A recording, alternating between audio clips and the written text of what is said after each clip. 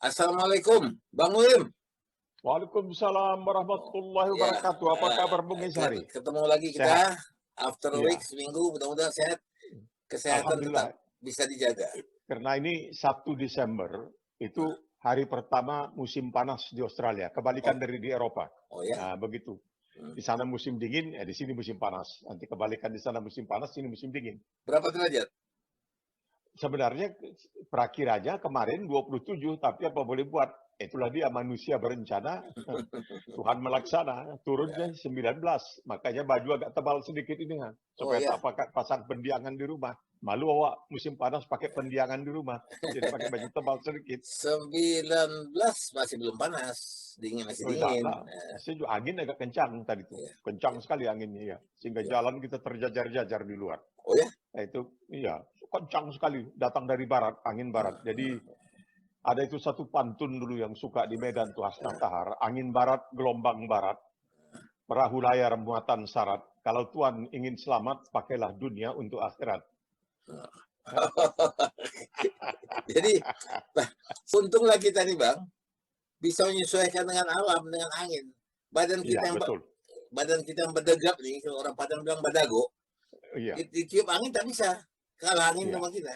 Tapi iya, sempat kita loyo-loyo di bawah angin iya. kita. Ya, tapi kan itu dikatakan, orang Inggris selalu mengatakan, semua orang bicara mengenai cuaca, tapi tidak ada yang bisa berbuat sesuatu apapun. Everybody talks about the weather, nobody does anything about it. Karena apa? Memang cuaca itu dikendalikan. Sekarang ini sebenarnya manusia sudah ikut mengendalikan secara tidak disangka-sangka, yaitu dengan perubahan iklim yang disebabkan oleh akibat dari perbuatan manusia. Barangkali keterlanjuran, ketamakan, keserakahan. Jadi sekarang ini kita lihat beberapa toko misalnya di Melbourne ini, mereka selalu membuat maklumat di depan toko. Kami telah menyumbang sekian ribu pohon yang telah ditanam di tempat sini. Kami menyumbang sekian ribu pohon. Karena pepohonan di Australia ini yang ditebangi ketika orang kulit putih masuk ke Australia untuk membuat ladang, itu dikatakan mungkin perlu 100 tahun untuk bisa dikembalikan rehabilitasinya. Mungkin bisa 100 tahun baru kembali.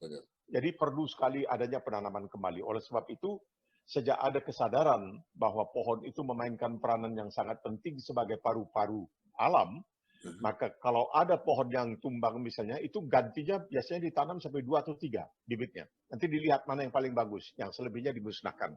Itulah yang dilakukan mereka di Australia. Jadi sekarang ini banyak perusahaan-perusahaan yang menyumbangkan supaya ada penanaman pohon. Pokoknya dikerahkanlah orang-orang untuk punya kesadaran, karena pohon itu adalah paru-paru dunia ini. Itu kalau nggak salah pohon itu yang bisa ratusan tahun kan elm tree kan, yang sangat besar, yang mobil pun bisa, kalau buat terowongan bisa bikin terowongan. Ya, itu yang di Amerika. Tapi kalau di Australia, ini ada satu keanehan, terutama di bagian selatan, itu pohon yang paling lazim, pohon yang paling jamak, pohon yang paling banyak adalah kayu putih. Oh, kayu putih. Nah, kayu putih, eukaliptus, dan dia jenisnya macam-macam. Nah, kalau kita ambil daunnya, kita gosok-gosok, kita cium, itu bau kayu putih.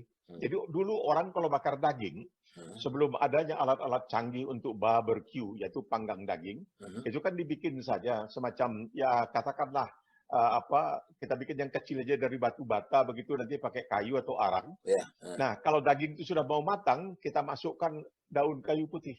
Supaya rasa daging itu ada rasa kayu putihnya, enaknya bukan main itu. Tapi sekarang karena sudah pakai alat-alat canggih, tak mungkinlah bisa dimasukkan daun kayu putih. Tapi kayu putih ini ada sejenis binatang yang tak ada di tempat lain, namanya koala. Koala ini hidupnya di pohon kayu putih.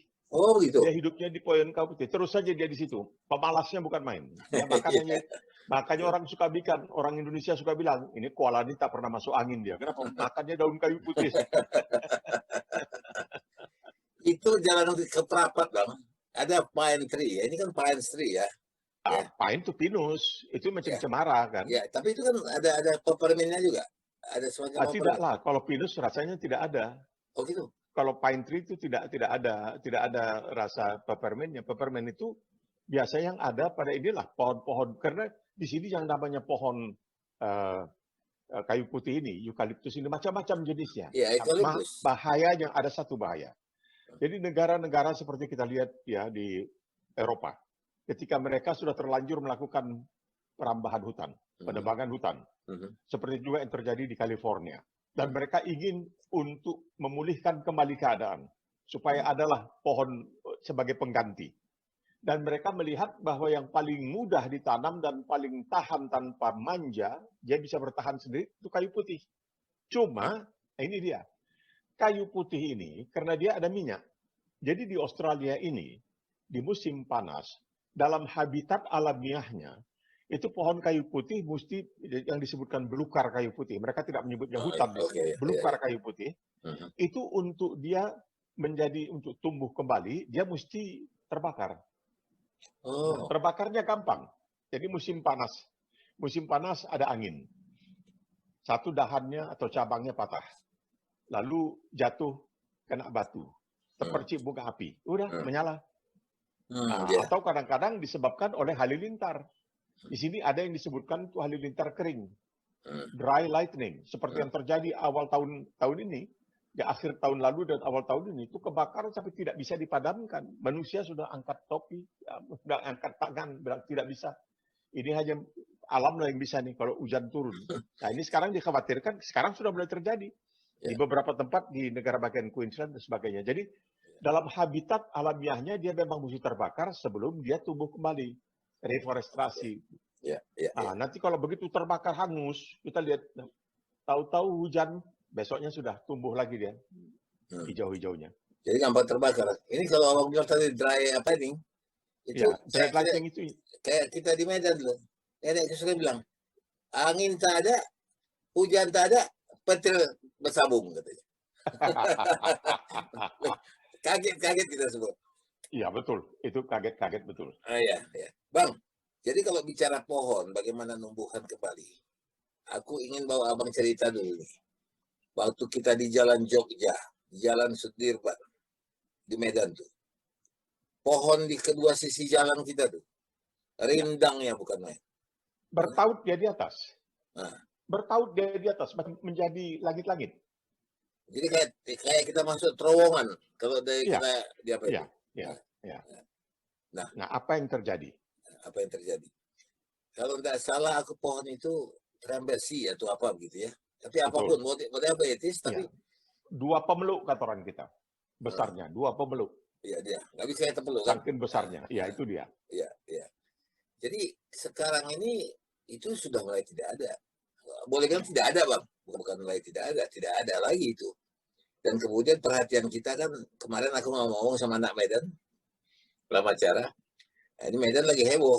Sekarang tanggal 9 Desember ini akan datang nih, pemilihan wali kota. Nah, traumatis dari orang Medan adalah 3 wali kota sebelumnya, 3 masuk penjara. Dari Abdillah ya, mulai Abdillah ya. Rahutman, Eldin. Nah ini yang keempat, jangan bernasib sama. Bahaya ini, bisa tercoreng arang di muka. Nah, gitu. Jadi, nggak tahu kita apa yang kita lakukan. Abang melihat dari jauh, pantau nggak di Medan? Nah, abang mesti pantau, kalau pantau salah ini. Kan tempat jatuh lagi dikenang, konon pula tempat bermain. Dekat sama disayang, jauh sama dirindu kata orang kita. Betul. Kita kembali dulu ke pohon tadi.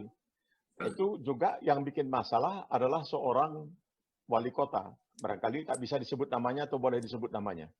Nah, ini wali kota ini didatangi oleh pengusaha-pengusaha kayu dari Jerman ceritanya. Mereka mengatakan kepada wali kota yang dimaksud bahwa ini pohon ini berbahaya. Kalau ada angin dia tiba-tiba nanti patah cabangnya jatuh menimpa, maka dipotong. Dipotong kayu itu karena sudah ratusan tahun, bagusnya luar biasa, dibawa ke Jerman, dijual ke Jerman. Gundul, itu jalan Jakarta, Polonia, semua itu pohon-pohon yang sangat luar biasa. Bertaut di atas, naik sepeda kita tidak berkeringat kita di situ. Saking indahnya, saking. Dan anehnya juga, kenapa di Medan itu ada tempat bernama Polonia. Polonia itu Polandia, apa hubungannya antara Medan dengan Polandia. Tapi itulah.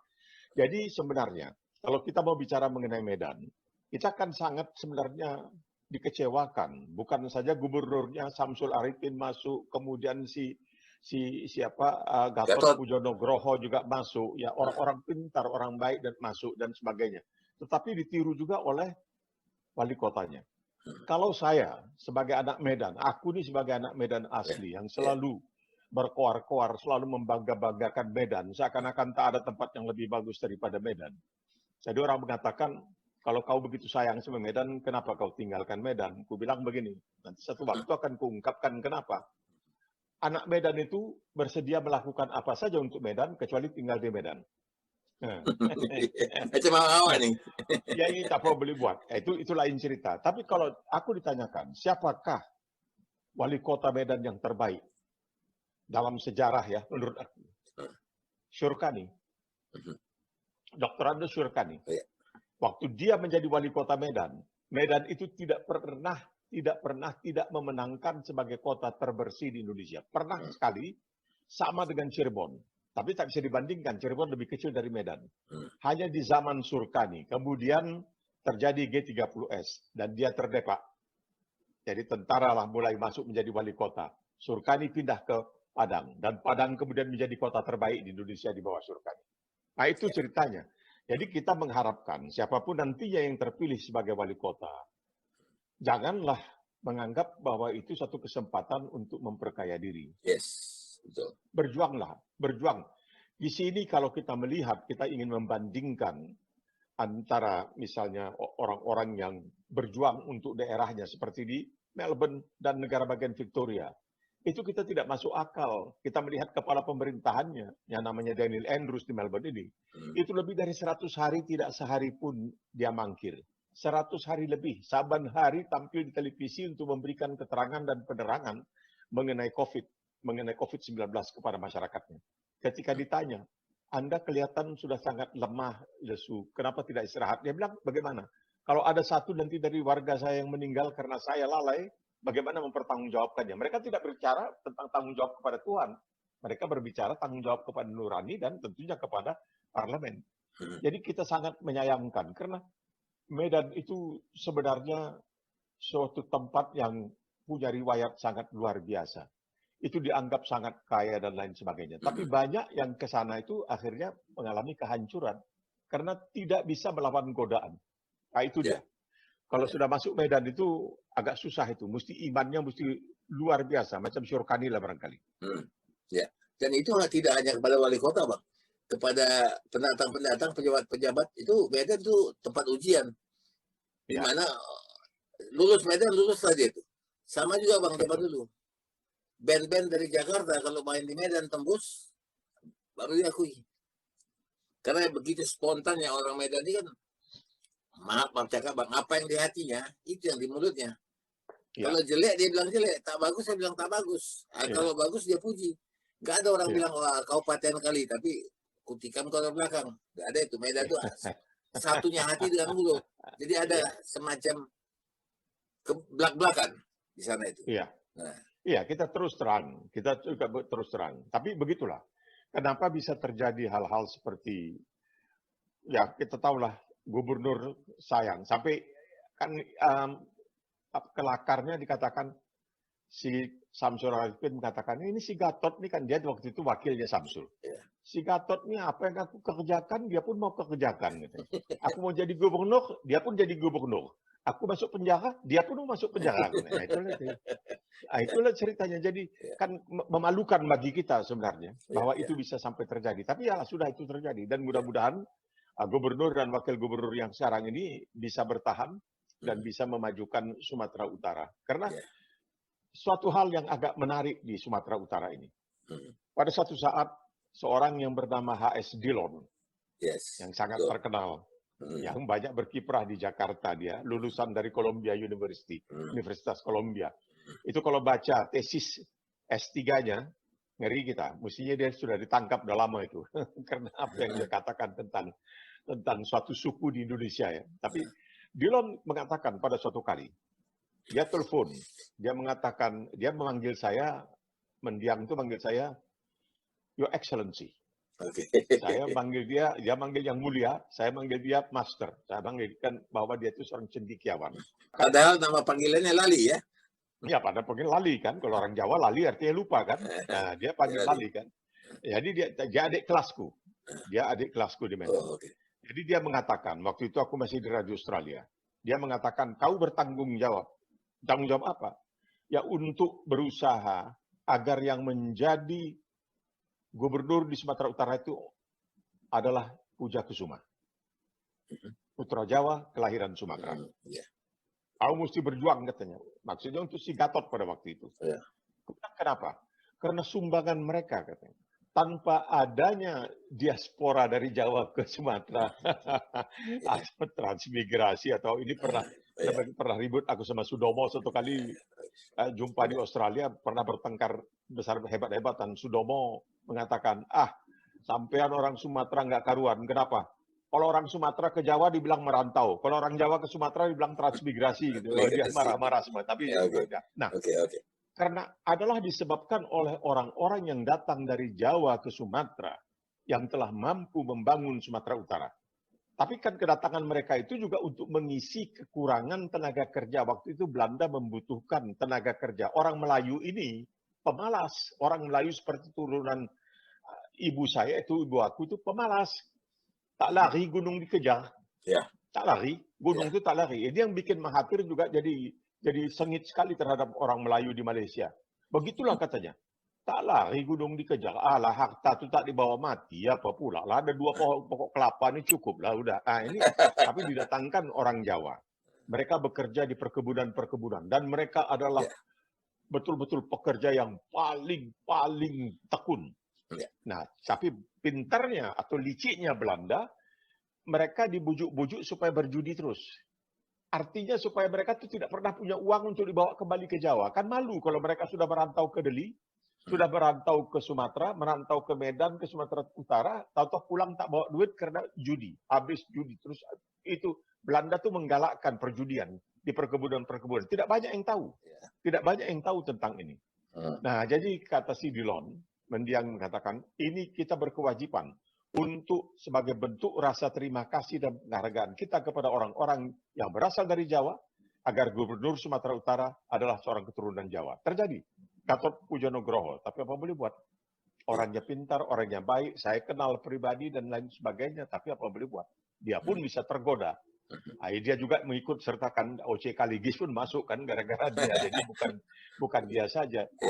Kemudian Usman Peli, seorang S3 dari Universitas Sumatera Utara, dalam suatu tulisan mengenai komposisi penduduk Medan misalnya, Sumatera Utara, Medan, itu dia mengatakan Medan itu penduduk yang paling besar etnisitas itu dari Jawa, 26% lebih.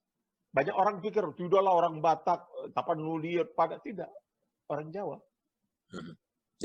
Besar sekali. Jadi sumbangan mereka, kita tahu bahwa tembakau yang paling bagus di dunia adalah tembakau Delhi. Yang tiap tahun itu dilelang di Antwerp, di Belgia saja. Itu tembakau Delhi itu, bagaimana caranya, kiatnya, Belanda untuk menjamin agar daunnya tidak rusak dimakan ulat. Kalau disemprot dengan insektisida, maka rusak daunnya. Jadi yang namanya cerutu Havana itu, cerutu Kuba, itu dalamnya tembakau dari Kuba. Tapi untuk luarnya wajib tembakau Sumatera, karena itu yang terbaik. Nah, untuk menjaga agar tembakau Delhi jangan sampai rusak rasanya ketika dihisap karena insektisida, maka Belanda mendatangkan perempuan-perempuan dari Jawa untuk mengambil ulat tembakau dimasukkan dalam kaleng. Masing-masing pekerja itu nanti di lehernya digantungi kaleng.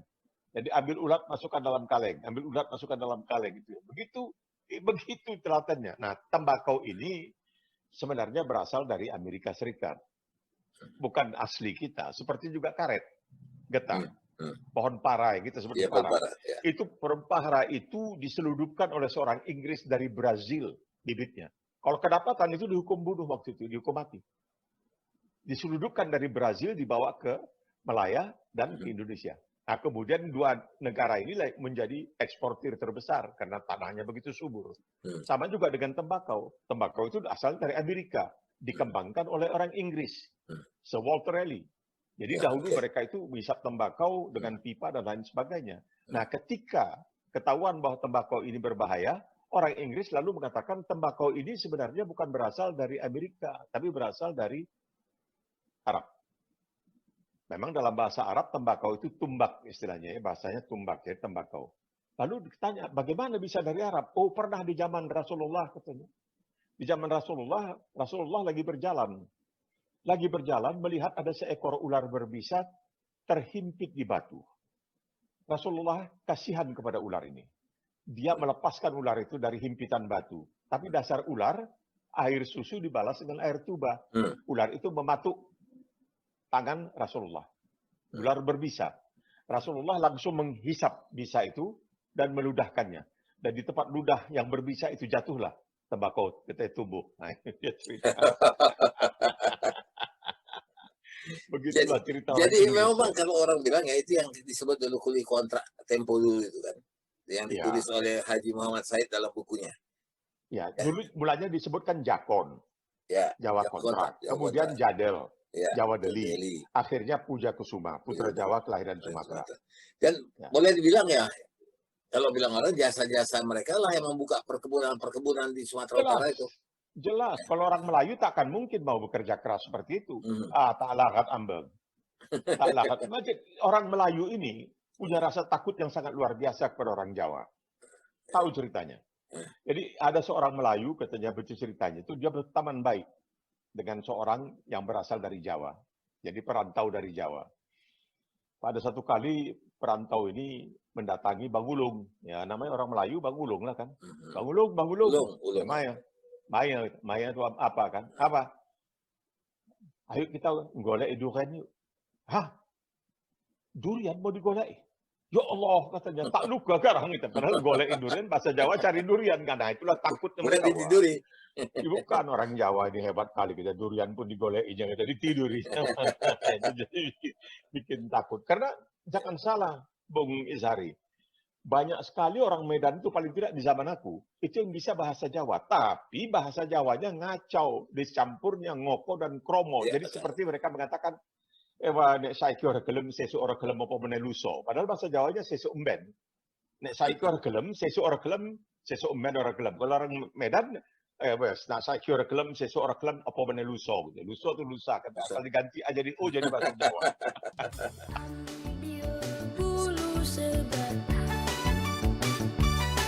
Potong sama panjang, ku raut dan ku timbang dengan benar, ku jadikan